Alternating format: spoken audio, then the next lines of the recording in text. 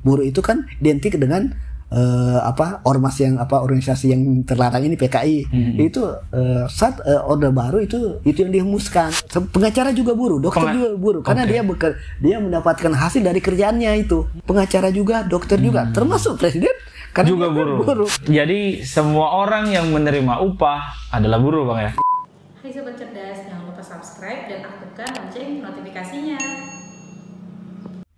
Assalamualaikum warahmatullahi wabarakatuh. Selamat datang di Korkal Siniar, di mana semua suara bisa didengar. Selamat pagi, selamat siang, selamat sore, selamat malam, selamat apa aja ketika kalian menonton video ini. Dan seperti biasa, kalau wajah saya sudah muncul di layar, itu artinya edukasi dan hiburan akan segera datang. Teman-teman, masih dari perbincangan soal jelang tahun politik di 2024. Nah, kita udah kedatangan orang dengan warna-warna ini ya, warna mencolok ini teman-teman ya. Sudah bersama saya Ketua Exco Partai Buruh Provinsi Kalimantan Timur, Bang Boni Koel. Selamat malam, Bang. Selamat malam. Selamat malam. Bang Beni, saya lumayan punya punya ingatan tentang Partai Buruh nih. Waktu kecil mungkin di pemilu 2004 kalau enggak 2009, yang saya ingat tentang Partai Buruh itu warnanya biru, Bang. Kenapa hari ini Abang pakai warna orange sih, Bang? Kenapa kita berubah warna? Bukan berarti kita bunglon gitu. Namun gini, ini juga proses perubahan warna ini saat sebelum Kongres tahun 2021 itu menjadi perdebatan dari unsur-unsur serikat-serikat dan termasuk kami dari istilahnya pengurus Partai Buruh lama atau kelangsungan kan gitu. Namun dengan banyak pertimbangan akhirnya dengan berdoa, dengan supaya selama 3 hari kami mencari warna yang cocok buat kami dengan banyak pertimbangan, dengan pendahulu kita pengurus lama, akhirnya kita merubah warna. Jadilah warna orange. Warna orange itu pun harus ada dasar istilahnya ada dasarnya apa kita itu, karena kita ingin kita melihat bahwa partai-partai itu banyak kan yang punya istilahnya kelas-kelasnya, atau ada kan yang istilah kami partai penguasa, pengusaha, partai religius, dan yang belum ada kan partai buruh. Partai buruh. Tapi kenapa orange, Bang? Karena apa pertimbangan orange itu? Pertimbangan ada berapa partai-partai buruh secara nasional internasional itu salah satunya Selandia Baru. Dan partai buruh Jerman itu orange juga, dan ini warna orange ini adalah warna futuristik. Warna futuristik karena selalu mengedepankan, melihat ke depan, bukan yang sesaat, namun ke depan kita apa yang kita mau lakukan gitu. Siap. Itu dia teman-teman ya. Mungkin buat penonton Korkal Siniar yang mungkin belum wah ada Partai Buruh ya, ternyata ada, Bang ya. Ada. Apa partai buruh tuh apa, Bang, gitu, Bang? Dibanding dengan partai-partai yang lain misalnya. Saya coba ceritakan dulu mulai dari awal. Partai Buruh pertama kali dibentuk pada bulan Agustus, tanggal 28 Agustus tahun 98 pasca reformasi. Dan makanya itu pun namanya Partai Buruh Nasional PBN. Awalnya namanya Partai Buruh Nasional PBN itu. Waktu pemilu 2019. Terus 2024 kami berubah nama, tapi buruhnya masih ada, identik buruh kita masih ada, yaitu Partai Buruh Sosial Demokrat. Partai Buruh Sosial Demokrat. PBSD. Iya, PBSD. Iya. Siap. Terus 2009 kami jadi peserta lagi, tapi sudah berubah menjadi Partai Buruh. Tidak ada embel-embel nasional, SD nggak ada, Bang, ya? Nggak ada.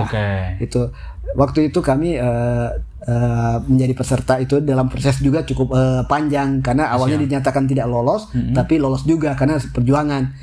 Terus kami juga 2014 sudah mencoba, tapi kami tidak lolos karena salah satu provinsi tidak lolos gitu. Tidak terverifikasi. Iya, gitu, Bang, istilahnya dari verifikasinya tidak memenuhi syarat. Tidak memenuhi syarat. 2019 itu kami sama sekali tidak lolos. Akhirnya kami numpang di partai lain, di rumah orang lain, istilah kami rumah, makanya istilah kami 2019 banyak yang numpang di rumah-rumah orang istilahnya. Tapi sekarang saatnya Partai Buruh sudah ada dan kembalilah ke rumah kita. Kembali ke rumahnya sendiri. Partai Buruh. artinya punya sejarah panjang gitu Bang ya. Iya. Tapi kalau mohon maaf nih Bang, mungkin di kalangan umum agak kurang nih eksistensinya Bang ya. Mungkin Bang ya. Iya. Menurut Abang gimana? Kalau di Kalimantan Timur sendiri penerimaan masyarakatnya itu gimana Bang? Pada Partai Buruh nih misalnya. Partai Buruh welcome karena gini, kita ketahui Kalimantan Timur itu kan salah satu daerah industri. Karena kalau mereka identik Partai Buruh itu adalah almarhum Muhtar Papahan. Dan tidak lepas dengan serikatnya namanya SBSI. Karena dulu kita kenapa kita tidak bisa menempatkan? Karena dulu kita istilahnya Partai Buruh itu single fighter.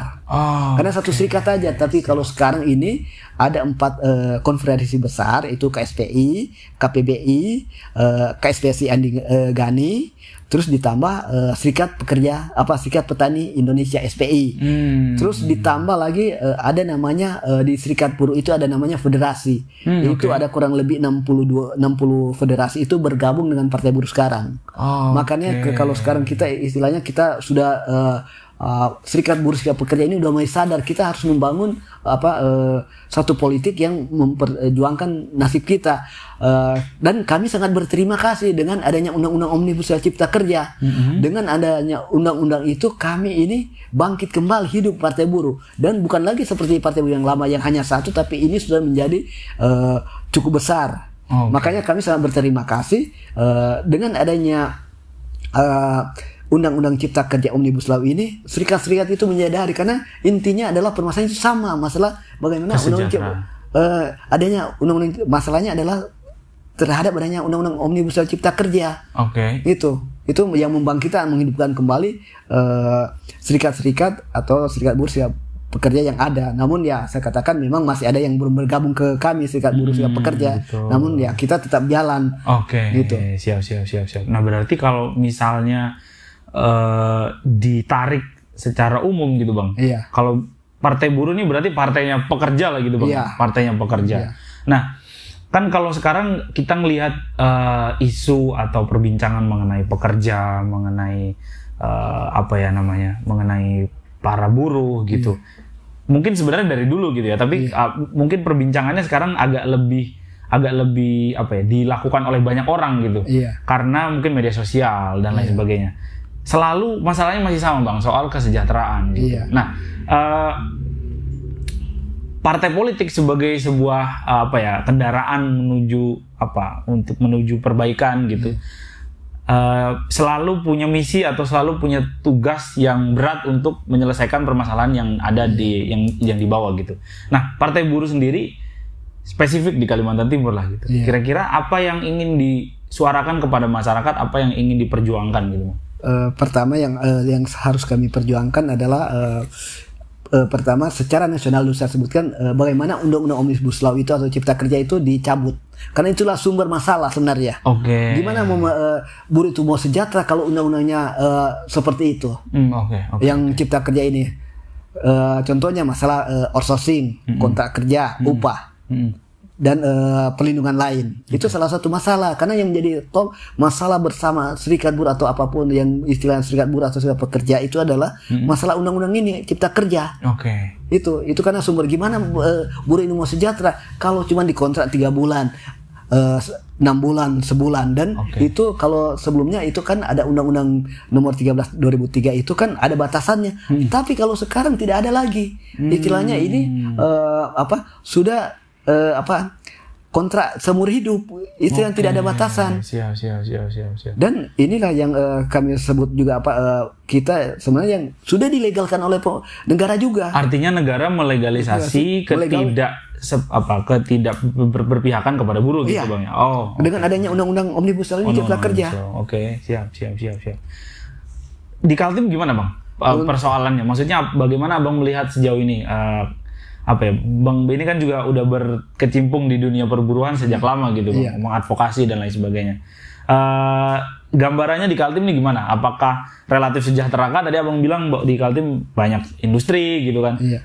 Memang gini, kita melihat secara kasat mata udah sejahtera. Namun mereka itu kan sistem kerja, saya katakan 90% kontrak outsourcing. 90%? Iya, saya bisa pasti karena gini, berdasarkan hasil keluhan ke kami kan ini dikontrak Habis itu 3 bulan. Yang paling dekat Sumalindo itu 3 bulan, 6 bulan. Udah lepas. Habis itu ganti orang lagi. Ganti orang karena kerja kontrak ini ya saya bilang tidak manusiawi sebenarnya. Ini perbudakan. Saya katakan partai mengatakan bahwa outsourcing dan sistem punya inilah perbudakan gaya baru modern oleh negara sendiri yang memperbudak gitu. Karena buktinya dengan undang-undang itu gimana orang mau menabung? Nggak bisa. Mau misalnya karena kan banyak dikatakan bahwa dengan alih teknologi, apakah dalam misalnya contohnya yang peralatan seperti alat berat itu yang di industri itu kan semua dari luar. Seperti lebih Cina. Mohon maaf ini bukan tapi ini produk paling banyak kan di Indonesia kan produk Cina atau Asia Pasifik lah. Itu apakah dalam 3 bulan 6 bulan dia bisa misalnya walaupun dia lulusan dari sekolah misalnya dari kampus dari universitas, dia kan perlu juga menyesuaikan bahasa. Apakah itu diajarkan bahasaan itu paling hanya pasti dia harus dikursuskan dulu untuk mempelajari dan itu menjadi sumber permasalahan. Tidak nyambungnya kan biasanya dari teknisnya dari misalnya dari yang negara yang produksi itu yang kalau bahasanya tidak nyambung gimana? Apakah dia bisa mempelajari? Itu salah satu masalah sebenarnya sekarang. Siap. Berarti kalau secara umum ya Bang bilang tadi sebenarnya di Kaltim kondisi buruh tuh relatif sejahtera gitu Bang. Iya. Terlihat sejahtera. Kasat mata. Kasat mata terlihat sejahtera, tapi sebenarnya di dalamnya juga banyak permasalahan. Gitu. Terakhir ya Bang, paling baru gitu. Ada nggak masalah buruh yang Abang advokasi di Partai Buruh mungkin atau di di serikat terbaru lah? Terbaru ya kebetulan tadi malam juga ada yang malam bahkan ya dari Kutai Timur itu datang minta pendampingan dari Partai Buruh. Kebetulan dia dari serikat Borneo. Dia minta konsultasi dulu dan saya arahkan ini nih intinya dia kesimpulan saya dia minta pendampingan hukum karena dia terkendala bila mana sudah masuk ke pengadilan itu bahwa mereka untuk pengalamannya tidak ada istilahnya kurang gitu dan mereka nanya adakah istilah pengacara advokatnya ada kalau kami udah siapkan perangkatnya sebenarnya gitu. Makanya ya saya katakan tadi saya bisa ralat dulu yang tadi bahwa bulu Kaltim udah sejahtera sebenarnya belum gitu. Belum sejahtera. Iya. Karena paling istilahnya hanya perusahaan tertentu. Perusahaan tertentu saja. Itu, tapi tidak semua Bang. Tidak semua. Paling ya perbandingannya saya bilang seperti saya bilang tadi ya 20% aja yang sejahtera. Yang 20% yang sejahtera. 80-nya tidak sejahtera. Iya. Karena dia sistem kontrak. Itu yang salah satu alasan secara mendasar itu ya itu. Istilahnya dia kan dikontrak. Dia paling ada yang 1 tahun dan itu sangat berpengaruh juga terhadap kondisi kesehatan. Oke. Teman-teman ini agak berbeda ya teman-teman ya. Karena kalau kita udah ngobrol sama beberapa ketua partai di sini teman-teman dan yang kita bicarakan biasanya selalu tidak jauh dari kursi, suara, gitu-gitu ya. Tapi saya penasaran juga tertarik bagaimana Partai Buruh mengkonsolidasi suara buruh kemudian untuk diubah menjadi suara, kemudian untuk diubah menjadi kursi di legislatif. Persiapannya sudah sejauh mana, apa yang sudah dilakukan oleh teman-teman di Partai Buruh Kaltim? Iya, terima kasih. Itu yang perlu saya jelaskan bahwa untuk saya katakan 95% pengurus untuk di kota kabupaten itu adalah ketua-ketua serikat buruh pekerja. Di Kaltim Bang ya? Di Kaltim dan secara nasional juga. Hampir rata-rata begitu. Iya, boleh saya katakan 95%. 95%. Secara nasional itu mulai dari tiap provinsi dan kota kabupaten itu adalah pengurus atau ketua-ketua serikat buruh serikat pekerja yang itu. Siap. Kalau mesin partai gimana Bang? Kita berjalan karena kita lewat istilahnya serikat-serikat ini yang mensolidasikan kita. Itu yang menjadi mesin kita. Makanya seperti di Samarinda kita gerak, kita ada namanya ada sekarang kita ada namanya Posko Orange. Apa itu Bang Posko Orange Bang? Posko Orange itu adalah posko untuk pengaduan masyarakat. Itu ada seperti masalah PHK, terus tidak disertakan BPJS. Misalnya petani atau kan sering yang kami temuin adalah petani itu dikriminalisasi kan gitu. Petani dikriminalisasi. Kita siap untuk mendampingi. Terus penyerobotan tanah kami ada timnya gitu. Terus untuk nelayan gimana kebutuhan yang menjadi kendala nelayan kan ini masalah BBM, dia mau melaut gitu. Oke. Dan ya masih banyak yang perlu kita di Posko Orange itu kita banyak diskusi. Di mana kalau di Samarinda Bang? Posko Orange? Program kami secara nasional untuk di Samarinda ini baru 3 dan kami targetkan setiap kelurahan itu ada 1 Posko Orange. Oke, kalau dari kabupaten kota Sekaltim berarti udah ada semuanya atau belum Bang? Atau baru ini dalam proses karena ini baru program kami itu tempat pengaduan itu termasuk juga misalnya ada KDRT gitu. Dan kami juga membantu masyarakat bawah yang misalnya dia tidak ada pelindungan BPJS. Kami siap. Salah satu posko itu. Oke, yang dilakukan di posko itu Bang. Iya. Nah, tadi belum terjawab tuh Bang pertanyaan saya, gimana persiapan dari Partai Buruh untuk jelang 2024 nih Bang? Untuk saat ini kami dalam proses penjaringan caleg. Penjaringan calon legislatif. Iya. Oke. Kami ada 2 sistem yang kami lakukan lewat aplikasi sama secara manual. Oke. Lewat aplikasi gimana tuh Bang caranya Bang? Lewat aplikasi itu kalau kita buka di internet Google cari webnya Partai Buruh. Nanti ada pilihan sign in situ sudah nanti ada pilihan untuk mendaftar sebagai anggota dan untuk mendaftar sebagai caleg. Bisa dilakukan via online semuanya Bang ya? Iya bisa. Semuanya online. Iya. Oke, terus dan itu sistem online ada juga secara manual. Kalau manual gimana tuh Bang misalnya Bang? Manualnya kita dia mendaftar ke kita langsung datang ketemu ke sekretariat. Dia mendaftar ini kita ini persyaratannya gini. Kita langsung masukkan di aplikasi. Oke. Mungkin kalau mau nyari alamat sekretariat di kabupaten kota di Kaltim gimana caranya Bang? Ada akun Instagram misalnya atau apa? Ada, bisa lewat kita bisa secara nasional dulu, bisa langsung seperti saya waktu hari Jumat kemarin ada yang mau mendaftar caleg, dia orang Jakarta tinggal di Surabaya tapi dia KTP Kaltim, dia tertarik. Akhirnya kami kan ada istilah call centernya, dia ke call center pusat langsung diarahkan ini nomor WA sama HP ke langsung telepon saya minta itu arahan kan gitu. Siap. Sejauh ini gimana Bang? Udah banyak yang mendaftar kah atau belum? Atau ada caleg-caleg yang diandalkan mungkin dari Partai Buruh Kaltim?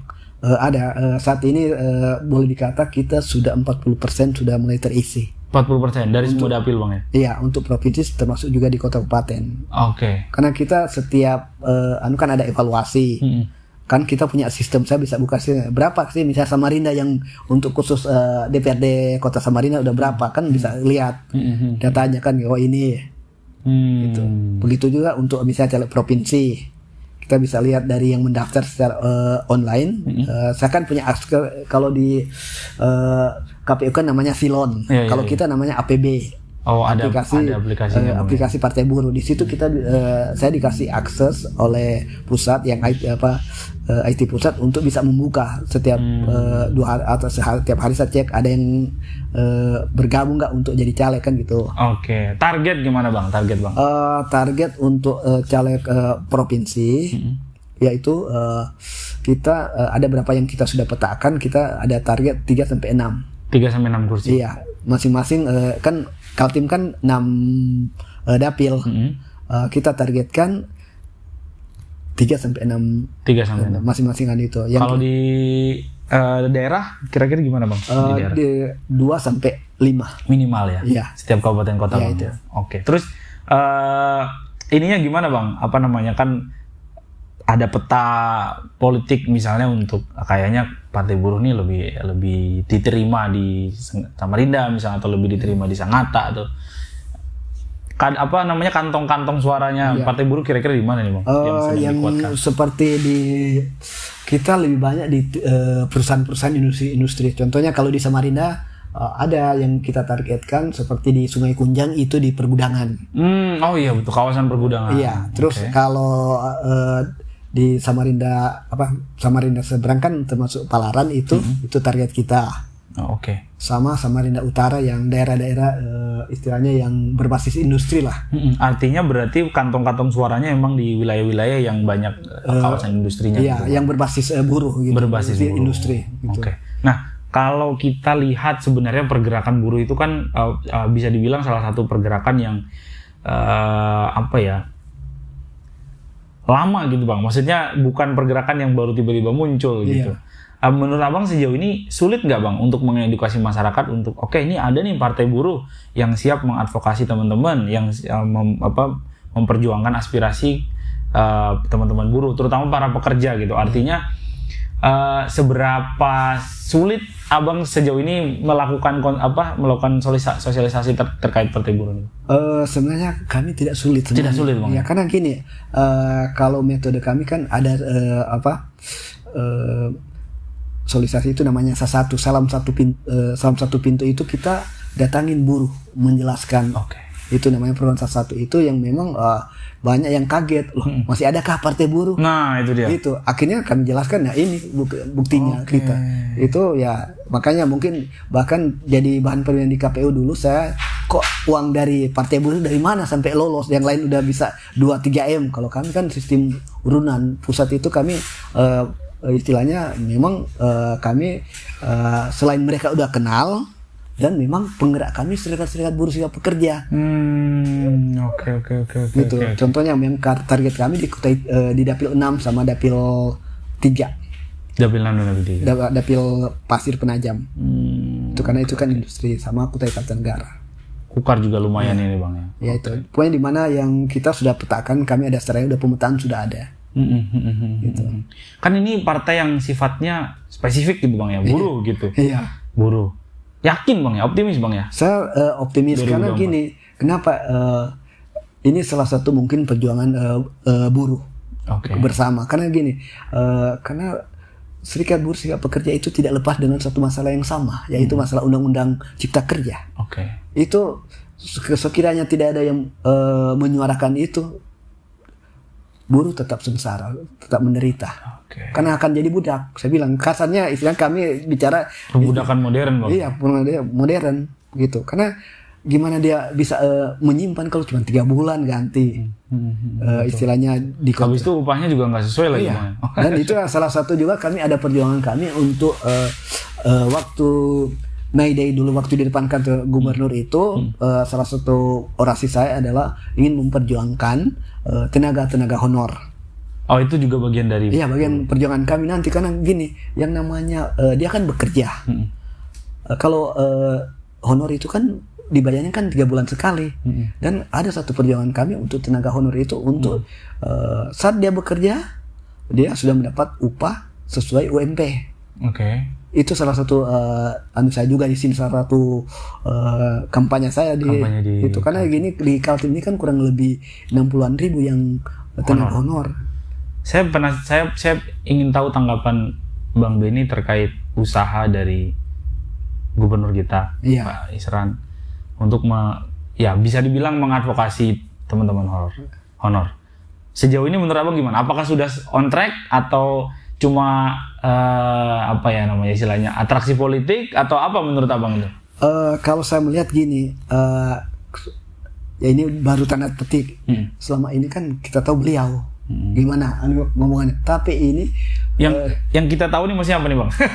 Gini, kalau itu kan waktu itu mungkin dia dengar apa yang jadi orasi saya, maka itu indikasinya saya udah mengarah ke sana. Karena gini, waktu saya orasi sama yang menekankan kebetulan banyak yang sesuai data banyak di sana kan di kantor gubernur itu banyak juga yang honor. Itu akan itu salah satu saya katakan tidak ada pun yang pernah menyuarakan tenaga honor kan sekarang selama ini. Tapi tanggapan Abang gimana bang? Apakah ini is a good thing atau? Ya bagus, saya sangat mendukung. Tapi harus di realisasinya gimana? Jangan cuma istilahnya hanya ingin Iya, istilahnya.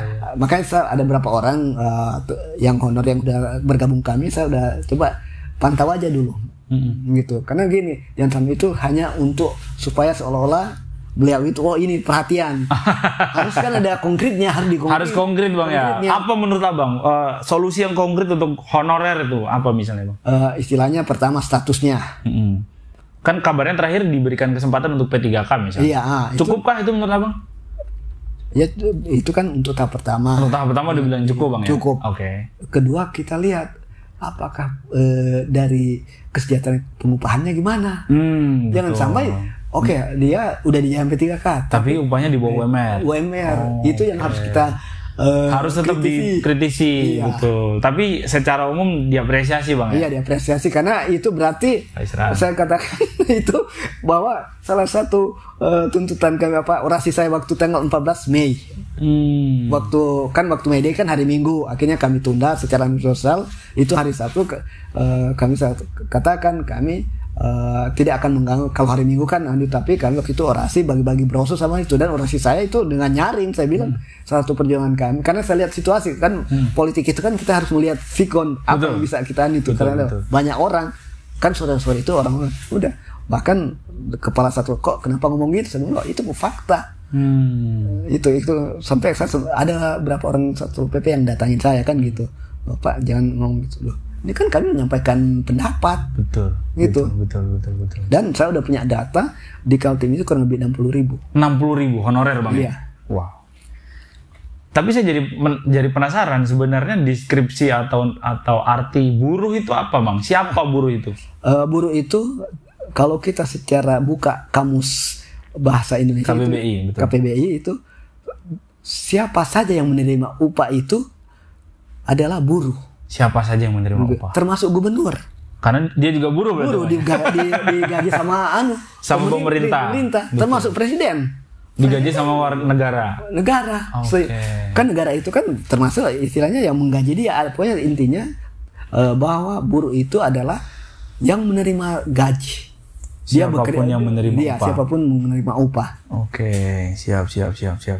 Nah kan kadang-kadang nih kita suka mengecilkan circle mengecilkan definisi buruh itu ya yang di pabrik, di pelabuhan, gitu-gitu, di pasar. Iya. Padahal sebenarnya definisinya lebih luas dari itu Bang. Iya. Perlu saya jelaskan gini, kita ketahui 32 tahun kita dijajah oleh Orde Baru. Itu kan karena ini punya latar belakang secara politik. Kalau dulu kan Orde Baru kan ada namanya Partai Buruh, Serikat Buruh. Buruh itu kan identik dengan ormas yang organisasi yang terlarang ini PKI. Itu saat Orde Baru itu yang dihembuskan karena waktu itu Serikat Buruh atau Partai Buruh, Serikat Buruh atau Partai Buruh itu adalah organ dari PKI yang dengan alasan akan terbentuknya angkatan kelima buruh tani nelayan. Itu maka itu yang dihembuskan oleh Orde Baru. Akhirnya itu terpatri jadi stigma bahwa buruh ini bahaya. Gitu. Itu sempat terjadi ke kami waktu tahun 99 yang pemilu 2099 sama 2004 bahwa hati-hati sempat tahun 2000-an kan banyak spanduk-spanduk yang beredar ke Kaltim bahwa awas latihan komunis SBSI dan Partai Buruh kan dulu. Gitu. Tapi sejauh ini gimana Bang sampai? Kalau sekarang udah istilahnya stigma itu sudah hilang karena sudah mulai hilang. Kalau saya sebenarnya kalau yang tolong buktikan, sedangkan kami orang-orang istilahnya dan saya sampaikan pendiri SBSI itu adalah almarhum Gus Dur, tokoh NU, guru besar kita kan gitu. Nggak mungkin lah kalau dia itu karena itulah yang dikondisikan waktu zaman Orde Baru. Artinya ketika misalnya itu kan namanya politik Bang ya. Iya. Apalagi 2024 ini peserta pemilunya juga lebih banyak gitu. Iya, 18 partai gitu. Ada antisipasi nggak Bang untuk misalnya mengantisipasi untuk kemudian kalau nanti ada partai lawan atau mungkin pihak-pihak yang mendongkel kembali isu-isu seperti ini Bang? Ya, salah satu antisipasi kami ya kita kembalikan ke masyarakat. Tolong buktikan. Itu. Dan kan ya istilahnya kalau memang istilahnya yang seperti tanda petik itu yang organisasi terlarang itu, ya mungkin kami nggak juga, tapi kami kan secara seperti saya non Muslim, saya Kristen, saya setiap hari Minggu ke gereja. Itu. Terus teman-teman kami yang ada seperti sekretaris saya, si Pak Haji yang mantan di Snaker kan sekretaris saya, makanya yang salah satu saya rekrut dia untuk jadi sekretaris. Karena gini, kenapa saya rekrut beliau? Karena saya kan sering keluar. Kalau ada masalah kan kita sampai saat ini tiap hari ada masalah. Konsultasi masalah. Ada aja yang ngadu ke Partai Buruh Bang. Iya. Siap. Karena secara otomatis dari serikat ini ya, seperti saya bilang contohkan tadi malam, yang dari Kutai Timur dari Sangkulirang. Mereka kesulitan, berarti itu suatu masalah kan gitu. Siap. Karena mereka menuntut masalah gaji, karena di sistem sana kan masalah gaji yang mereka permasalahkan, upahnya gitu. Siap. Tapi tadi kita ngomongin buruh, abang sendiri apakah abang juga buruh? Saya ada pengurus buruh, saya pengurus partai selain ketua partai buruh, saya ketua serikat buruh juga. Ketua serikat buruh. Iya. Oke, tapi abang memang punya latar belakang pernah bekerja di industri gitu-gitu, Bang? Pernah. Saya kalau secara industri saya terakhir saya kerja di Murah Badak. Itu merekrut saya sebenarnya saya itu pun saya direkrut secara ya ajaib lah. Karena yang perusahaan dari Surabaya itu kan kontraktor di Viko. 4 kali di pengadilan saya menangkan. Akhirnya saking penasaran direkrut, tapi punya syarat. Waktu itu kan saya tahu celahnya. Akhirnya saya bilang ya kita ada yang masalah gaji, saya bilang no problem buat saya kan gitu. Tapi yang satu ini kan itu jadi masalah saya kalau saya masuk kan gitu.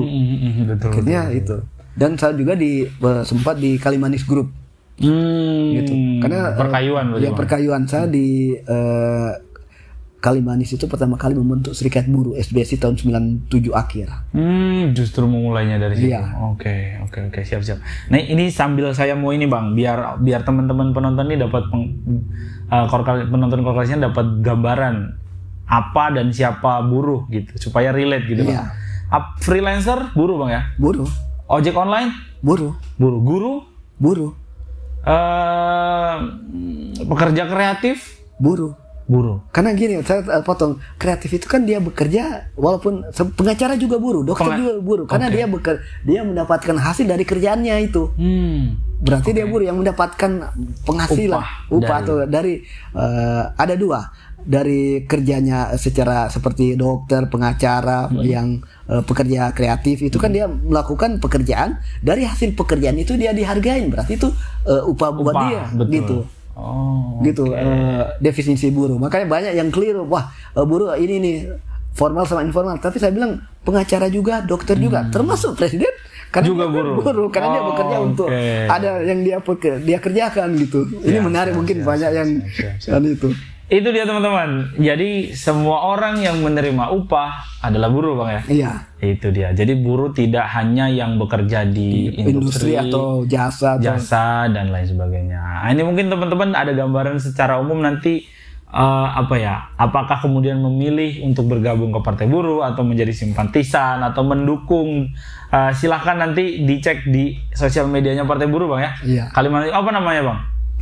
Karena kami banyak ada Partai Buruh. Kalau lebih bagus supaya tahu aktivitas kami secara nasional itu Partai Buruh. Partai Buruh di Instagram ada, Bang ya? Instagram, Twitter ada. Nah, silakan dicek nanti yang warnanya orange, Bang. Iya, yang warnanya orange gitu.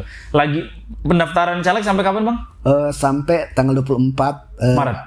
April Sampai 24 April. Jadi teman-teman yang ada di Kalimantan Timur silahkan mendaftar ya. Secara nasional juga bisa, Bang ya? Bisa. Karena kita ada aplikasinya. Ada aplikasinya. Nanti boleh dicek di medsosnya Partai Buruh kita dukung lah, karena sebenarnya berarti saya juga buruh ini teman-teman ya. Iya, wartawan juga buruh itu. Wartawan juga buruh. Karena digaji. Gitu, ada digaji.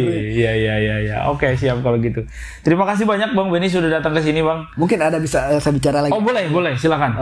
Untuk rekan-rekan serikat buruh atau serikat pekerja, ayo kembali ke rumah kita jangan lagi kita tinggal di rumah yang tidak bisa memperjuangkan kita dengan undang-undang cipta kerja. Ingat itu aja, bahwa kita ini sudah ada rumah sendiri, yaitu rumah Partai Buruh. Kami siap untuk berjuang karena permasalahan itu kita sama. Serikat apapun yang saat ini adalah permasalahan yang sudah saat ini di depan mata kita. Tanggal 14 Maret itu adalah pengesahan undang-undang cipta kerja Omnibus Law yang sebelumnya dikatakan oleh MK itu inkonstitusional, tapi sekarang akan dilegalkan kembali menjadi undang-undang. Dari Perpu nomor 2 itu akan menjadi undang-undang.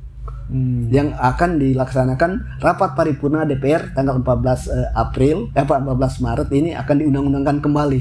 Untuk itu saya mengharapkan ayo kita kembali ke rumah kita untuk kita aja. Oke lah, kita bisa jadi parlemen jalanan, tapi sudah saatnya kita harus juga parlemen beneran gitu. Oke, terima kasih. Oh gitu dia. Itu dia pesannya. Mudah-mudahan ini didengar oleh teman-teman aktivis ya, juga teman-teman buruh lah ya di seluruh Indonesia. karena saya juga jadi ngerasa seperjuangan nih sama Bang Benny ya. Terima kasih Bang Benny sekali lagi udah datang ke sini Bang. Terima kasih banyak. Kita doakan mudah-mudahan apa yang diusahakan atau yang diperjuangkan oleh teman-teman buruh bisa sukses dan ya paling tidak tadi seperti Bang Benny bilang bisa jadi parlemen jalanan, tapi sekarang udah saatnya jadi parlemen beneran gitu. Iya. Terima kasih teman-teman yang sudah menonton dari awal sampai akhir. Jangan lupa baca berita terbaru dan teraktual di www.korankaltim.com dan ikuti kami di Instagram di korankaltim.com untuk mendapatkan informasi teraktual lainnya. Nama saya Rusdi pamit. Assalamualaikum warahmatullahi wabarakatuh.